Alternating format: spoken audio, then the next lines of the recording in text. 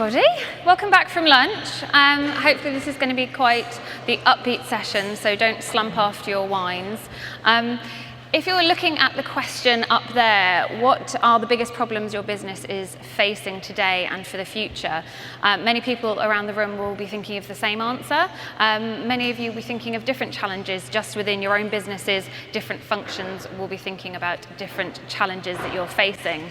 And it probably wouldn't surprise you from that introduction that plants might be the answer for any number of challenges and problems that your business and your consumers are facing at the moment. As Charles said, I'm Katelin Porritt. I'm the creative head at The Food People. My role in general is to understand how the food and beverage landscape is changing because of trends, but more predominantly it's helping you guys understand how that can drive your business forward and keep you sustainable for the future and the consumer of the future. And many people believe plants can be the answer for that. Some of you in the room today might have been thinking about one of your challenges is health. We've got a lot of regulations and targets now from the government, but also individually we're thinking about how do we become healthier, how do we become more positive about our bodies and what we're taking in. Plants, of course, are a really natural answer to that, naturally high in nutrients, fibre, protein, all those lovely buzzwords of trends that we're looking for in our diets and our meals. So this is our first platform where I'm going to dive into. If you saw me last year talking about cuisines, you'll know I love a pillar, I love a platform. The more reasons we see people buying into a trend, the longer and more established that trend is going to be, and the more innovation that we're going to see in it. I'm going to talk you through 6 individual reasons I see plant-based as continuing to grow, and I promise you, beyond this word, I'm not going to say vegan again. Natural and nutritious. How do we have something that's in the same format, that's familiar to us, it's a product that we want to buy into, but becomes plant-based, so actually we're getting more nutrients in our diet than if we were saying having a processed grain or a meat substitute or a dairy substitute. Here we've got some really nice examples. Castagno Bio, they're having a rice style. So it looks like rice, cooks like rice, you can eat it like rice, it feels very familiar to the consumer, but it's actually pulse and legume based, so you've got naturally richer nutrients in there. The same reason we're seeing konjac growing in popularity. We can use exactly the same as we would a wheat or gluten-based noodle, but actually it's got a richer amount of fibre and nutrients in there for us. The thing I'm quite excited about, which is a little further out there, is this Filipino company, Fopo. And they're actually almost the middleman, so they're creating ingredients which you can use in processing. So they're drying and powdering vegetables and fruits that you can then use as a replacer, as flours and emulsifiers that you would in your day-to-day products. It's a choice consumers are making to be healthier, to be proactive about their diets. Another choice that some people are making are to actively avoid things. So we're seeing the avoidance of dairy, the avoidance of meat. There's a few reasons behind that. It might feel like it doesn't sit well with them morally. There might be a highlight, a spotlight on the industry at the moment that makes people feel uncomfortable buying into that ingredient. Or it might be something that genuinely doesn't sit well with them. They feel like they have a slight intolerance, so they're making that active choice to move away from that component. Unlike nutrition, where we're looking for that added benefit, here, and especially when we talk about dairy and eggs, we're looking for a functional solution. People still want their frothy lattes or their gooey, ooey, cheesy toasties, but we just don't want it that's milk or egg-based. Some really lovely examples here. I could probably give you a list of 20 different yogurt, milk, cheese examples, which you guys all know, whether they be nut-based or pea starch-based or potato. I've seen recently as a potato ice cream, which I haven't tried, I imagine is probably delicious. And this one, Just Egg, actually made of mung beans, but it's a function that is going to deliver you that nice, tasty, scrambled egg look. And this is about breaking it down into its functionality at a scientific or molecular level. Those 2 platforms are about choices. Sometimes we don't have a choice. Sometimes we're faced with not being able to afford meal. There's many people in our country that don't know where their next meal is coming from. whether that be through poverty, but also the fact that we talk about, we want higher welfare meat, or we want to eat British, and actually that becomes really difficult to be made available and to be affordable to the masses. Many of you will be facing that challenge within your business, as well as being a consumer. In the book, you'll read about uncertainty. Where is our next meal coming from? Where is our next piece of meat coming from? And I want to know about the traceability and the transparency of that supply chain. And actually that's a little bit easier when it comes to plant-based foods. We feel like we can understand that story a bit better, and we can understand the welfare, and that's maybe slightly less problematic than meat. And this is where we were seeing really innovative imitations. So these aren't people that don't want to eat meat. They want the flavor, they want the texture, they want it to act in exactly the same way that they would cook their steak or stew their mince, but they want it at a sustainable and consistent quality that they can afford. And it is where we're seeing this giant push into plant-based. Under this umbrella, you could put lab-grown meat, but when we're talking about plant-based, there's so many fantastic examples. Coming to the UK next year is Tuno, a product from Loma in the States, and it's a protein plant-based substitute for a canned tuna product. My favorite here is the look of this one from Odentella, which is a salmon fillet, but it's 100% vegan, and it's 100% made of microalgae. Quite a surprise, not something you would necessarily expect to see on your table, but you can see the efforts they've put into making it look like that meat alternative, or in this instance, the fish alternative. There's loads of fantastic examples, a lot of them you can even see in our retailers at the moment. Meatless Farm Company producing burgers and mince, Dunedin Mince, which is based on tomato, mushroom, coconut oil and soy, and really looking to see how plants can give us that same texture, flavour and functionality delivery. There's a company, Dao Foods in China, who are getting ready tomorrow for their first forum in the Silicon Valley of Beijing. They got established this year as an investment company for plant-based products. And what they realized is China's booming economy is leading to a population of more and more meat consumption.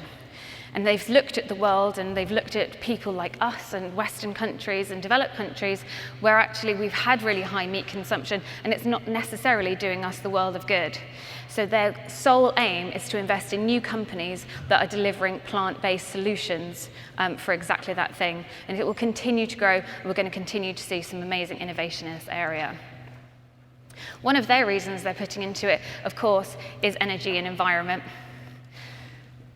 A huge one. That's consumers, it's us as businesses, it's absolutely everyone. Our awareness of what is going into the environment and our impact that we're having on our own world is just huge now. There's not a day that goes by we don't see an article in newspapers telling us what's gone wrong, how we can improve, and what we can do to save the planet.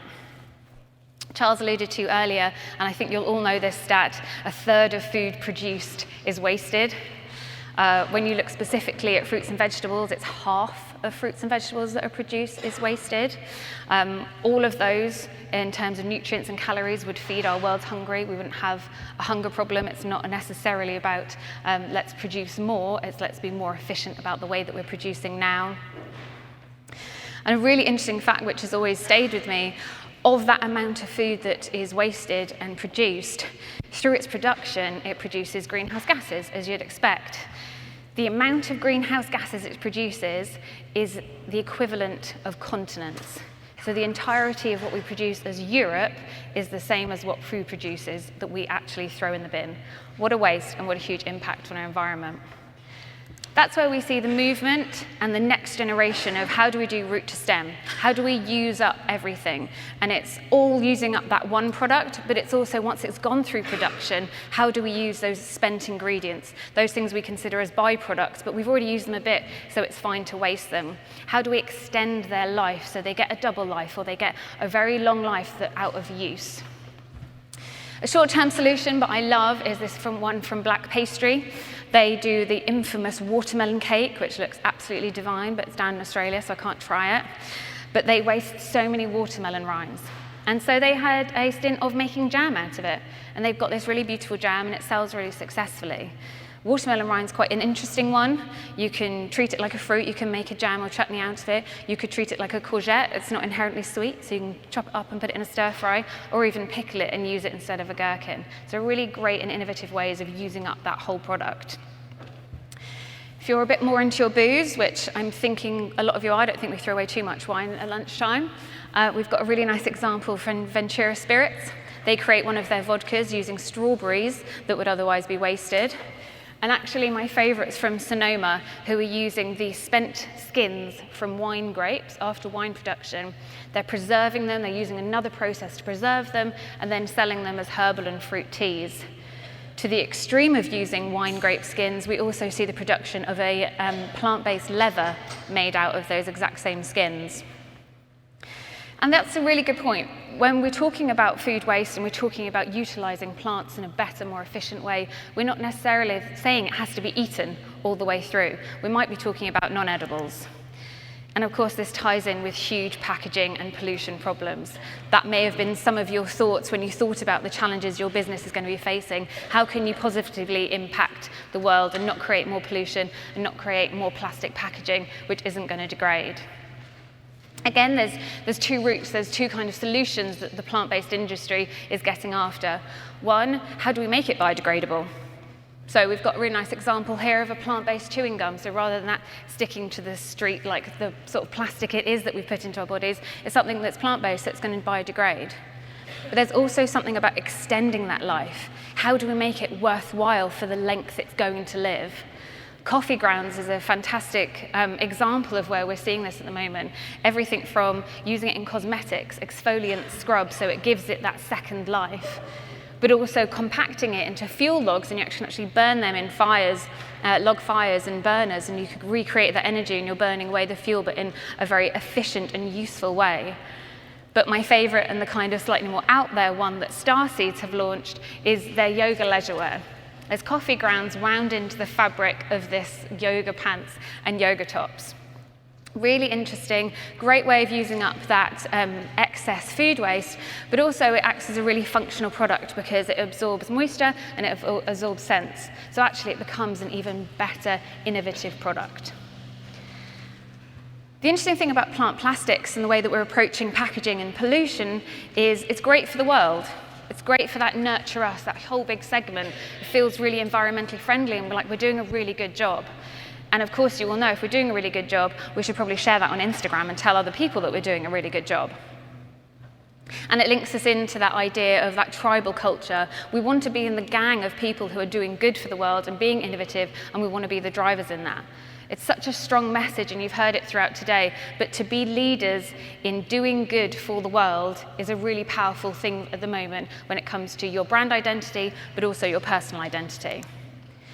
And when it comes to digital personas and how we come across on Instagram and person to person, and who we say we stand for and what we say we stand for is really important. And it's all very serious, but that doesn't mean we can't have fun. And it's when we think about Instagram, we think about making it beautiful and fun and that gorgeous yoga wear, it's something that we do want to talk about and people do want to like and they do want to share. And here's where chefs are having real fun with flavors and formats. They might be taking inspiration from something that's not plant-based, but then twisting it and adapting it so it becomes something really creative. This one's been around for a little while, but I've always loved it, and I love the idea of it and the flavor of it. And it's this idea of replicating sushi, tuna sushi, but using tomato. So you're taking that flesh off and then you're treating it, you're marinating it, so it becomes something that's saltier, that's meatier, that has that more umami flavor, and you're delivering it, but on that consistent, more sustainable level. And many of you will have seen this before from René Redzepi, who has a huge focus on vegetarian, using vegetables and plants in a more innovative way. His celeriac shawarma, which tastes so meaty and exactly as you would expect it from a shawarma, but completely plant-based. For anyone who hasn't been, a small pitch if you're in London for the next few days, go and check out Rovi. They have a celeriac shawarma there that is so good and you will not miss the meat. I promise, even if you're a diehard meat eater, it does taste absolutely fantastic. So if I'm going to leave you with any message today, it's not too serious, but it's important. Have fun, play with the plants, don't be restricted by what you think they can offer you. There is an infinite amount of things that plants can do for us, from looking exactly like plastic to looking exactly like tuna. Play with it, it might save your business in the future, and with any luck, it might save the planet as well. Thank you very much.